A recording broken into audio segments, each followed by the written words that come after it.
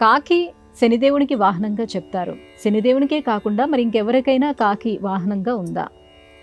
సనాతన సంప్రదాయం పౌరాణిక విజ్ఞానాన్ని అందిస్తూ దేవతలకు కూడా అనేక వాహనాలు, దిక్పాలకు కూడా వాహనాలు అంటూ మనకు తెలియజేస్తుంది.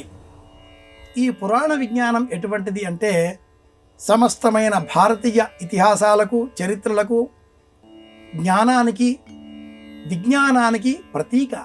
ఈ పౌరాణిక విజ్ఞానంలో ఇంద్రాది దిక్పాలకులకు వాహనాలున్నాయి.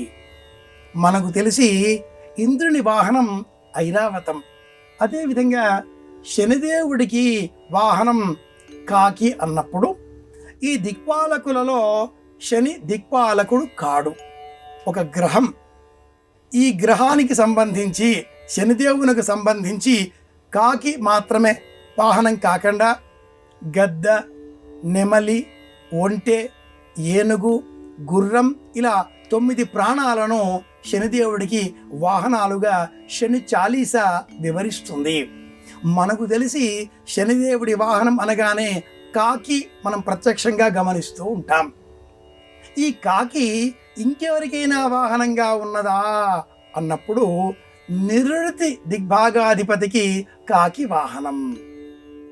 తూర్పు దిక్కుకు అధిపతి ఇంద్రుడు ఐరావతం, ఆగ్నేయం దిక్కుకు అధిపతి అగ్నిహోత్రుడు పొట్టేలు, దక్షిణ దిగ్భాగానికి అధిపతి యముడు మహిషము, నిరుతి దిగ్భాగానికి నిరుతి వాహనం కాకి, పడమర దిగ్భాగానికి అధిపతి వరుణుడు మొసలి, వాయవ్య దిగ్భాగానికి అధిపతి వాయువు, ఆయన వాహనం జింక లేడి, ఉత్తర దిగ్భాగానికి అధిపతి కుబేరుడు, అతడి వాహనం మనమే మనుష్యులమంతా, నరవాహనుడు. ఈశాన్య దిగ్భాగానికి అధిపతి ఈశానుడు, ఈశానుడి వాహనం నంది. కనుక కాకి ఎవరి వాహనం?